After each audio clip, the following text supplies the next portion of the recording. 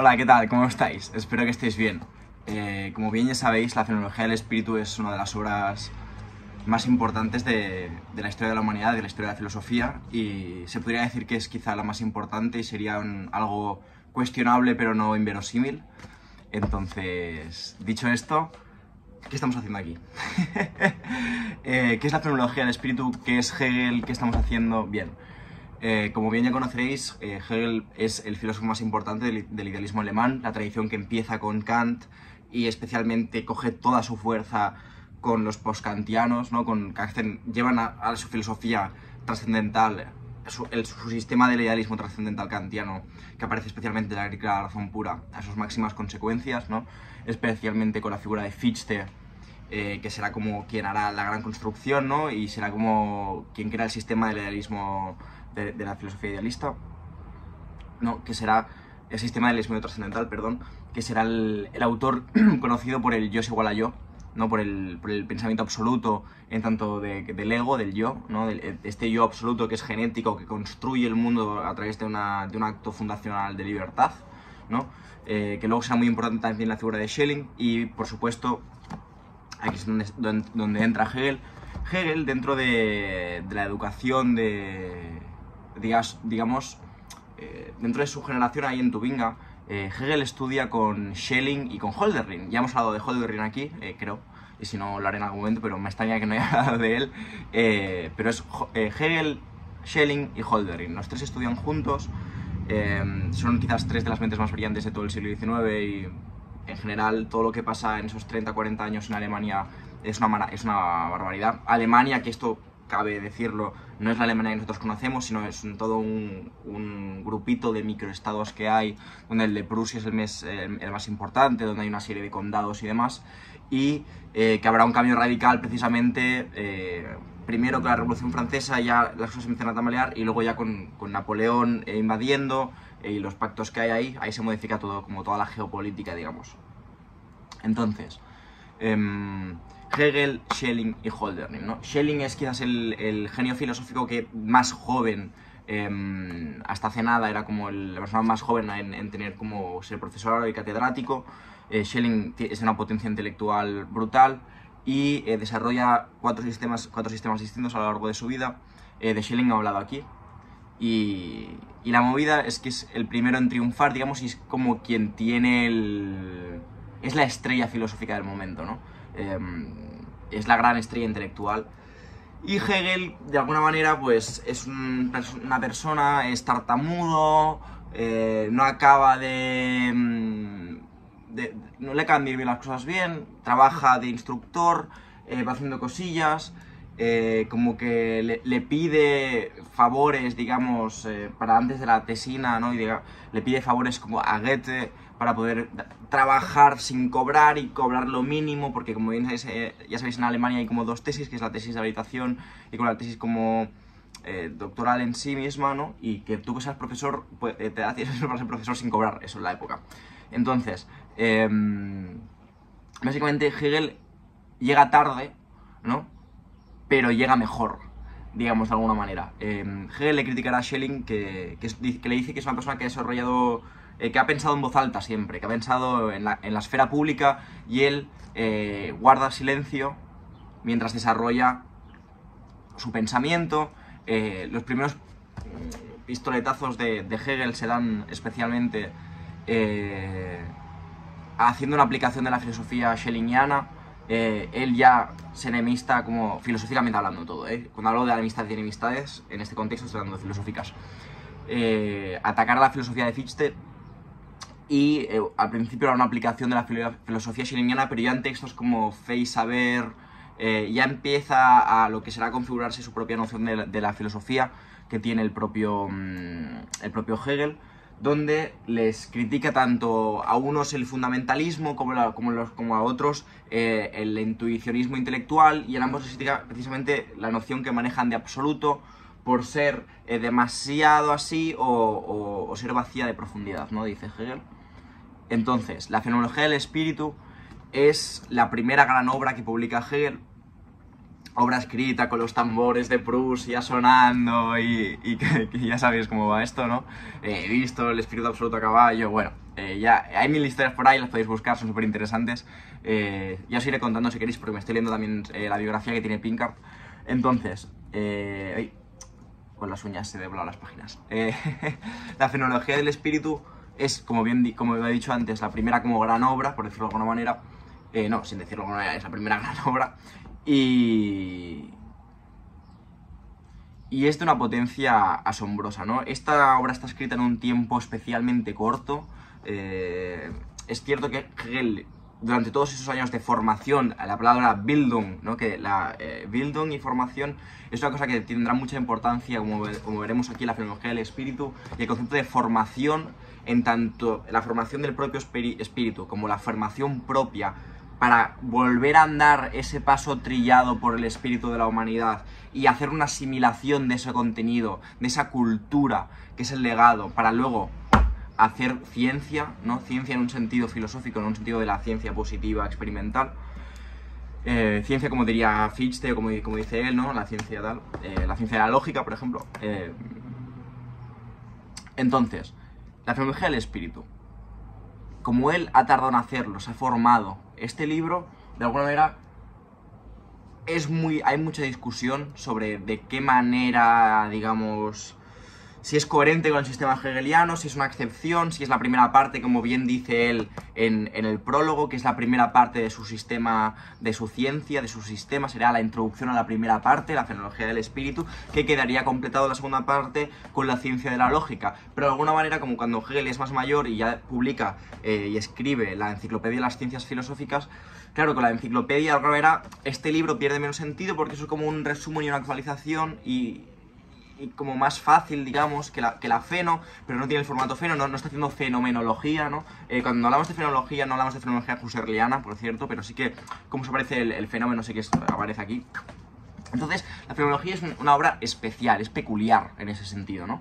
Y sobre todo se puede ver cuando uno la está leyendo, que como tiene una génesis compleja, iba a ser un libro mucho más corto y se le fue de las manos. Es un libro que se iba a acabar en la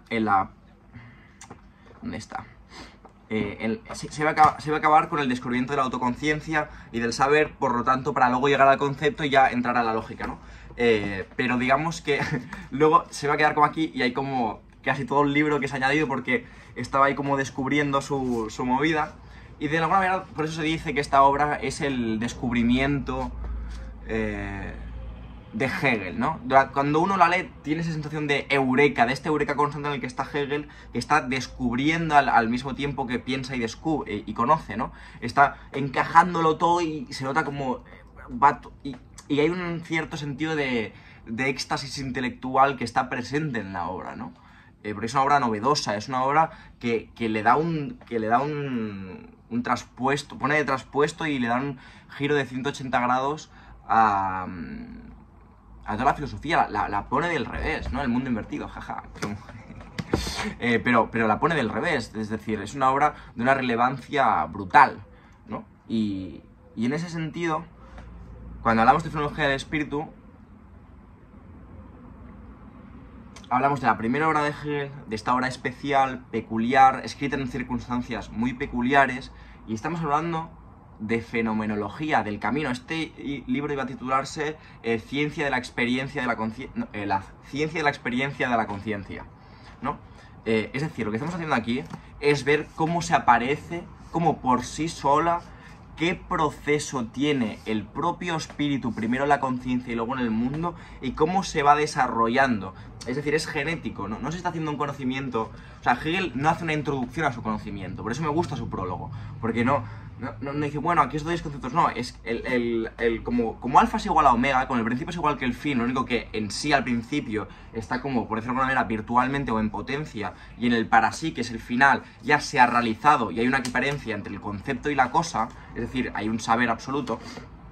Digamos que en este libro no se, como es un gran círculo gigante, tú tienes que entrar e intentar como colocarte ahí a girar ya, ¿no? No puedes entrar como con Kant, ¿no? Que es que con la crítica de la sombra que entras y haciendo como clac, clac, clac, clac, clac, ¿no? Vas construyendo parte por parte. Aquí es como entrar en un gran tifón, ¿no? Y agárrate donde puedas y vas entendiendo poco a poco, ¿no?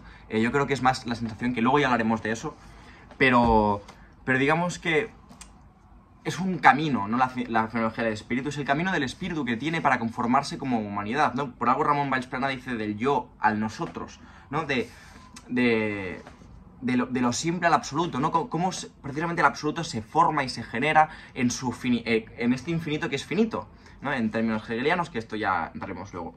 Pero aquí es de donde sale la dialéctica del amo y el esclavo, patapum, peridín perabé, ¿no? Como capítulos comentadísimos, pero otros como no tan comentados, como bien ya sabéis, toda la fuerza que se le da a la dialéctica del amo y el esclavo, o del amo y el siervo, o del señorío y el siervo, o del señor y el esclavo, depende de qué traducción manejemos, es precisamente, especialmente, por el tema del esclavo, la lectura que se hace luego en términos de lucha de clases, y la historia en términos de lucha de clases, en el marxismo, y por otra parte la importancia que le da Kojève a ese capítulo, especialmente a la dialéctica del esclavo. Kojève, para él es central el tema del reconocimiento y demás, y entonces como toda la filosofía del siglo XX está impregnada por quizás darle una importancia excesiva dentro del propio corpus hegeliano a la dialéctica del amor esclavo, cosa que ya en los últimos años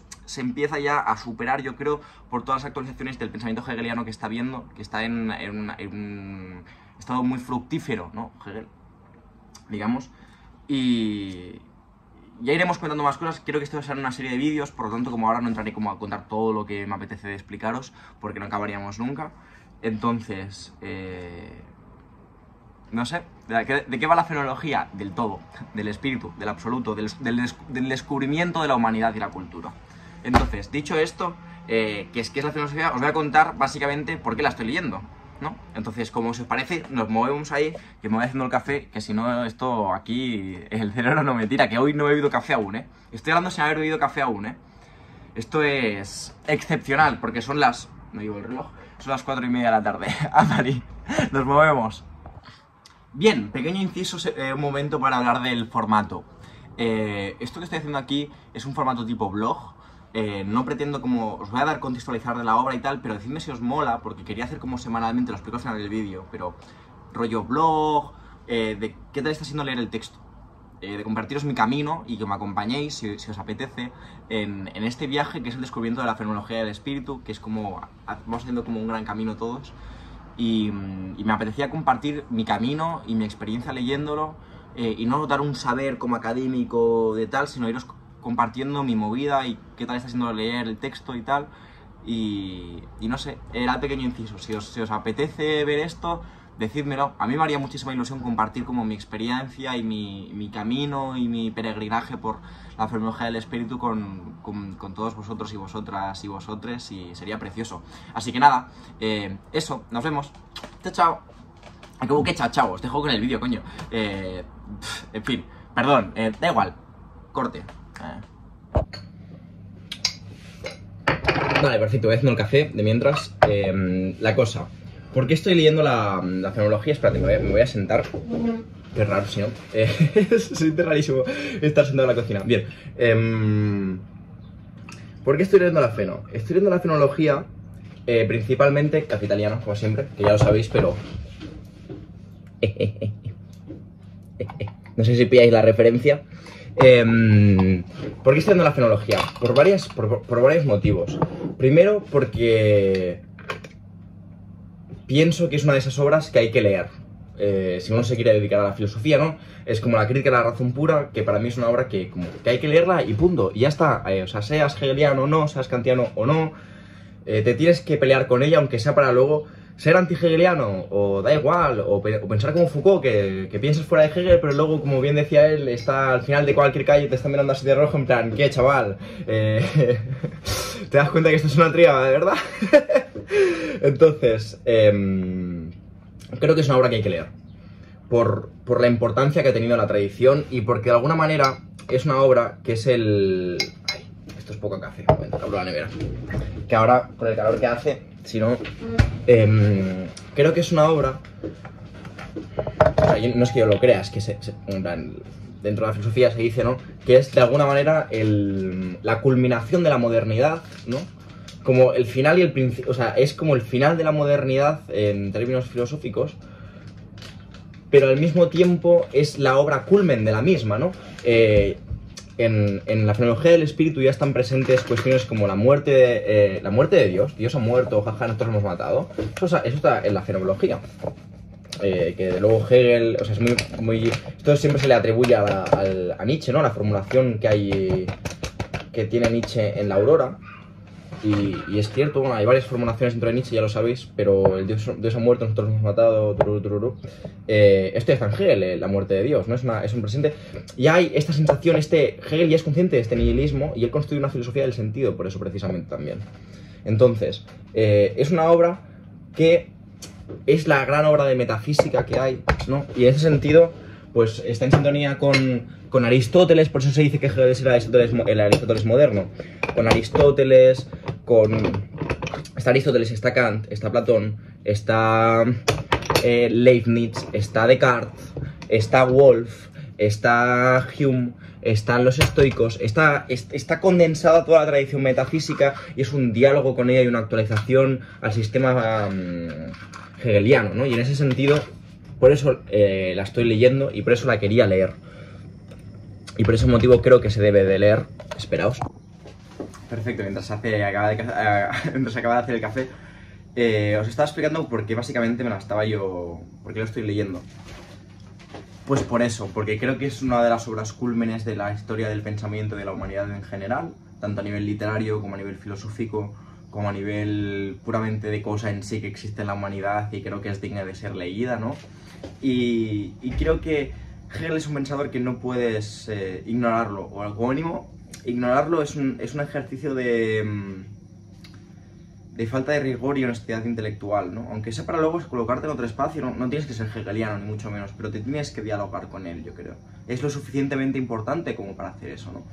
Y sobre todo porque yo, por ejemplo, las cosas que se me habían ido diciendo del pensamiento hegeliano me habían interesado mucho siempre, ¿no? Es decir, me dejaban como con ganas de más, ¿no? Como cautivado en ese sentido, ¿no? Hostia, cuesta qué interesante esto, joder, ¿no? De repente te cuentan más allá de los clichés que hay, ¿no? Sobre Hegel, porque la dialéctica ni es tesis, antítesis, síntesis, ni nada de esto. O sea, él no usa estos términos, no usa estas palabras, y no ese sentido, esa dialéctica es en todo caso la dialéctica fichteana, ¿no? Cosa que le reconoce Hegel a Fichte en sus lecciones de la historia de filosofía. Pero vaya, la cuestión es que cuando te van enseñando ciertas cosas de Hegel y sobre todo cuando empiezas a entender el principio y el fin, cuestiones como la crítica al principio de identidad, al principio de no contradicción, cuando ves la potencia de su pensamiento en movimiento y te lo van contando y dices, joder, es que esto es interesantísimo, y luego te cuentan la dialéctica del amo y el esclavo y flipas. Y luego la cuestión del reconocimiento y la cuestión relacional, ¿no? De esta ontología que no es estática, y cómo es un pensamiento que permite el movimiento y que celebra el movimiento y el cambio y la transformación y no hipostatiza las cosas, no es estático, ¿no? Y dices, es que esto es la hostia, ¿no? Y luego vas a leerlo y dices, no entiendo nada.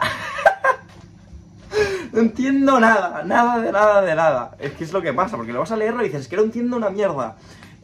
Cosa que es muy habitual y no pasa nada, y está bien y es correcto y nos ha pasado todo. Yo recuerdo la primera vez que lo fui a leer, el capítulo de la certeza sensible, de la fenomenología del espíritu, y dije, o sea, no entiendo nada. O sea, pero de verdad os lo paso, porque eso lo hice como un poco antes del año pasado, más de un año y medio por ahí, y dije, es que no entiendo nada. Nada. O sea, entendía cosas del pensamiento general que me habían contado, pero vas al texto y no entiendes nada. O sea, yo flipé, porque ya fue como una hostia, ¿no? Porque yo, claro, había mejorado, ya entendía mejor los textos y de repente fue como nivel cero. Como estoy leyendo por primera vez, o sea, estoy leyendo por primera vez, literal. O sea, como estoy volviendo a leer filosofía por primera vez en toda mi vida. Así se siente empezar a leer a Hegel, ¿no? Porque dices, la madre que me parió, ¿qué está pasando, no? Es un pensador muy denso, muy oscuro, ¿no? ¿Qué es esto? Es el café. Perfecto, ahora lo pondré. Me espero a que se baje un poquito, que hace calor. Pues no lo habéis notado, hace calor, hace mucho calor, llevo camiseta. Perdón, estaba hablando de Hegel, bien. Que me lío. ¿De por qué lo estaba leyendo? Pues por eso. Y eso no es que no entiendes nada, pero de repente, a mí me pasó, el año pasado, te empiezas a pelear con el texto. Y dices, es que lo voy a entender. Y te esfuerzas. Y patapam, y picas, y picas, y picas, y picas, y no entiendes, y no entiendes, y no entiendes, y no entiendes, y picas más, horas, pam, pam, hasta que de repente lees una frase y dice, y lo ves. Y ves la imagen, y lees la siguiente y ves cómo se actualiza la imagen, y lees la siguiente y ves cómo se actualiza, y ves el movimiento, y ves la conciencia, y ves el movimiento de la conciencia, y ves cómo se extiende, y cómo se reconecta, y cómo se reconoce, y cómo es en sí se vacía, momento negativo, reconciliación, y lo ves, y ves las determinidades concretas, y los momentos y las figuras del saber, lo estás viendo y lo estás aprendiendo, es increíble, y dices, no me lo puedo creer, y lees, y entras. Y entras. Y es una sensación que es indescriptible. Y desde que me pasó eso el año pasado, y entendí a Hegel en algunas cosas, en modo muy breve, pero como que piqué y por fin encontré algo, y como tuvo sentido de manera sólida, y le puedo explicar a la gente ciertas cosas. Llevaba un año diciendo, quiero leer la Feno, quiero leerme la Feno, pero la Feno no me le deja leer nada más de filosofía, ¿de acuerdo? Es un texto que en ese sentido, si os recomiendo, la pregunta sería, ¿os recomiendo leer la filología o deberíais de leerla? Sí y no, es decir, sí si estáis preparados para ello, o preparadas. Si no tenéis formación filosófica previa, no lo hagáis. No lo hagáis, es decir, o sea, no lo hagáis porque no va a servir de nada. Es decir, debéis de tener un bagaje previo filosófico. Mayor o menor, da igual, pero un poquito. Debéis de estar un poco familiarizados o familiarizadas con la tradición filosófica, con los conceptos, sobre lo que se está hablando, hay que tener, y hay que estar familiarizado con el pensamiento especulativo y abstracto, porque es que si no, no vais a entender nada. Hay que estar un pelín familiarizadas, eso es lo primero. Y lo segundo, os diría que sí, por todo lo que os he contado antes, de esto, ¿no? Primero, que como he comentado antes, que es una obra universal, importantísima de la cúspide del pensamiento humano, ¿no? Eso es lo primero, como mínimo en Occidente. Y lo segundo es que yo creo que tiene mucho valor literario Hegel, ¿no? Hay un momento donde Pinkart habla del tema, y estoy de acuerdo con él en que, yo lo pensé, tiene un nivel poético, romántico, hace el romanticismo suyo y escribe de una manera en éxtasis intelectual. Y hay una frialdad en su ciencia y en su sistema, cosa que Hegel defiende, pero cuando entras, o sea, cuando él se pone fulgoroso y el fulgor se te hace tuyo y estás ahí ardiendo en el texto, es increíble, pero es decir, es que es una novela, o sea, es impresionante las sensaciones que te da el texto. Es un texto que es visceral, que te llega a la entraña, que te conmueve. Es un texto que te conmueve. Y para mí por eso hay que leerlo. Porque es un texto que conmueve y explica el mundo de una manera que es brillante, porque respeta y valora el cambio y el movimiento, ¿no? Y piensa a través del movimiento y piensa respetando cada una de las particularidades. Cada vez, leyendo Hegel, pienso menos que sea tan, como se le dice, que asesine tanto la individualidad. No, cada vez pienso menos cada vez estoy menos de acuerdo. Otro tema serán los hegelianos de después. Pero como Hegel, en tal, yo veo un respeto profundo por cada particular que conforma precisamente en su caminar ese espíritu absoluto, ¿no? Pero bueno, por eso yo creo que deberíais de leerlo. Yo creo que sí que deberíais de leerlo, pero ahora os voy a contar un poco cómo lo estoy leyendo yo. Es decir, tenemos de momento qué es la Feno, qué es Hegel, por qué estoy leyendo el texto, por qué se debería de leer y cómo lo estoy haciendo, ¿vale? Entonces, como nos vamos a volver a mover, me pongo el cafelito y nos vemos.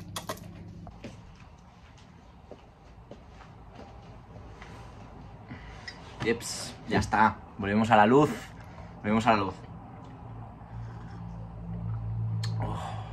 Está bueno el café, ¿eh? Bien. ¿Cómo lo estoy haciendo? ¿Bien? Me traigo aquí todo un poco. Lo estoy haciendo porque uno de los temas que he comentado antes, pero no sé si me ha dado tiempo, que el motivo por el cual no empecé a leer la Feno desde hace un año que quería hacerlo, es porque es un texto que te requiere el 100% y más de concentración. Es un texto que lleva al límite tu capacidad de pensamiento y de comprensión. Eso es así.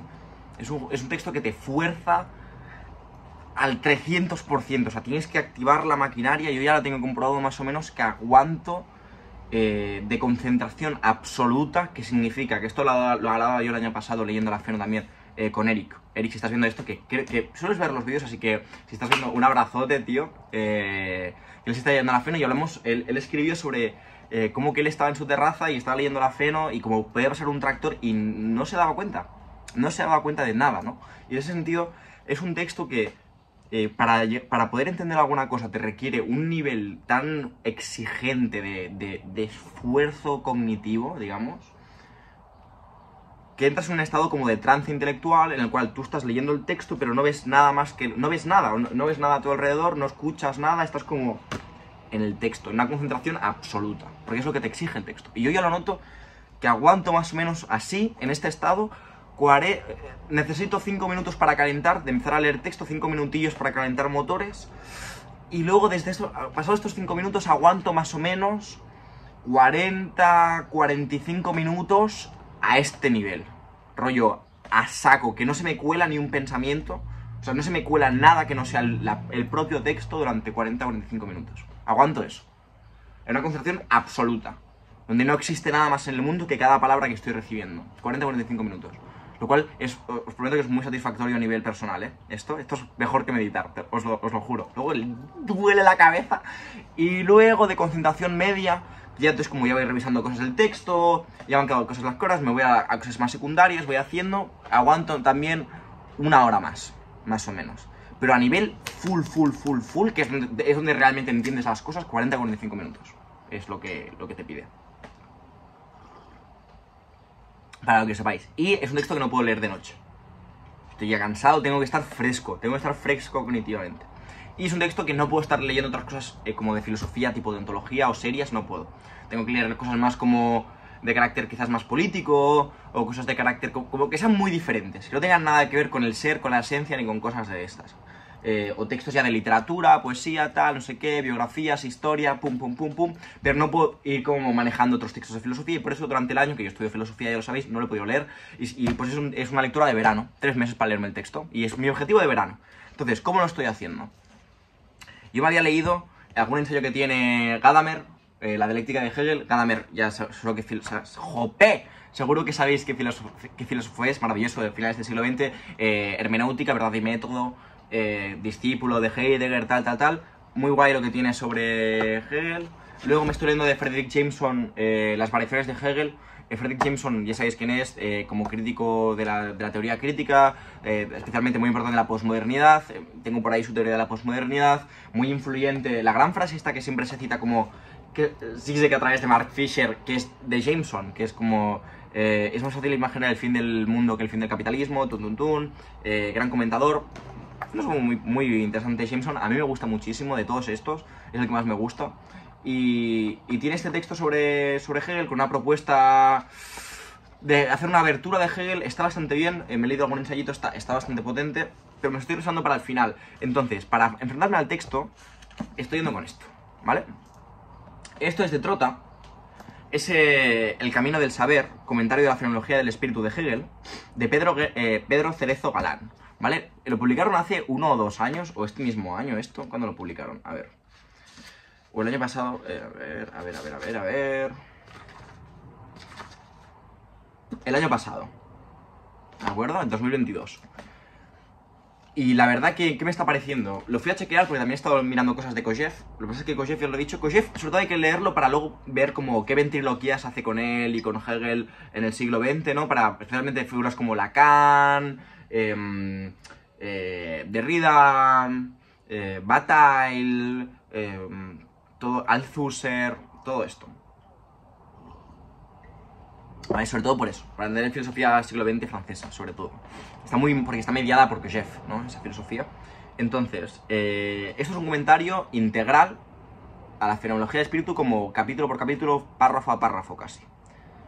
Me está gustando mucho, la verdad. Pese que hay ciertas cosas que quizás no estoy de acuerdo, pero creo que es una muy buena manera de entrar al texto, ¿no?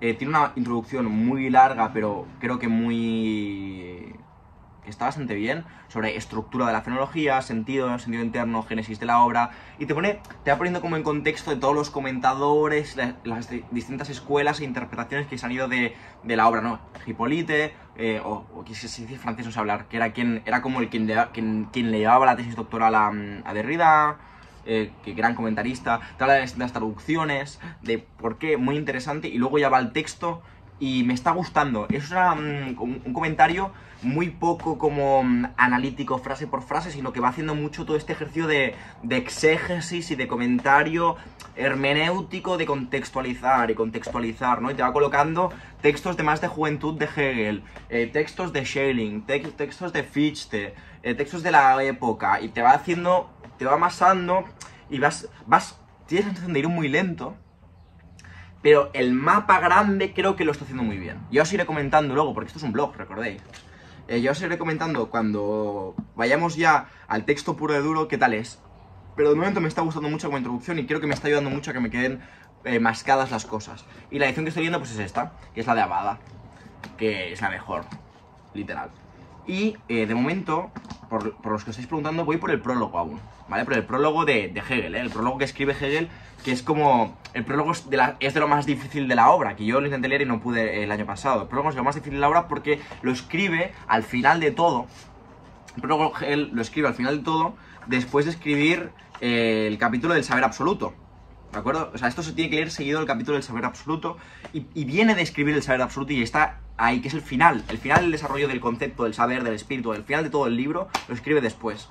Y como bien argumenta Hegel, el prólogo, él lo escribe al principio del prólogo, este prólogo no es una introducción a su pensamiento, porque él cree que eso no se puede hacer, que el pensamiento o está dentro del sistema dentro de la ciencia del todo, ¿no? O está dentro del todo y del absoluto, o no sirve para nada, ¿de acuerdo? Entonces, en ese sentido, por eso es tan duro de leer. Y hasta aquí esto. Os voy a decir cosas que me estoy quedando con el texto y tal, pero creo que este vídeo va a durar muchísimo, si no, y no quiero que dure tanto. Entonces, lo dejamos para dentro de unos días. No quiero que esto sustituya a los otros vídeos del canal, pero si os mola la idea, primero, si habéis llegado hasta aquí, por favor, dejad un like, que ayuda muchísimo como al algoritmo y todas estas movidas, y dejadmelo en los comentarios porque la verdad que es un currazo y lo apreciaría un montón. Y ya que habéis llegado aquí, pues voy a dar voto de decisión. No llega nadie, estoy yo aquí hablando a la nada, sería como fuerte esto, como un montón de visitas, pero nadie llega al final, entonces estoy hablando como al vacío y tal. Bueno, la cuestión es que decidme si os mola el formatillo, y porque quería hacer como desde ahora todo el camino que tengo yo de estos meses leyéndome la Feno, pues subir semanalmente, o como semanalmente, qué tal está siendo mi viaje, como en un formato más blog, no explicar Hegel, sino en formato blog. Yo os voy contando qué tal, como mi camino, básicamente por esto, y ver qué os parece. A mí me haría ilusión hacerlo y que me acompañaseis en este viaje. Y eso, pero será formato, no os voy a explicar a Hegel, os voy a explicar qué me está pareciendo a mí y todas estas movidas. Así que si os mola el tema, un abrazote, un beso gigante y chao chao, espero que estéis muy bien. Adiós.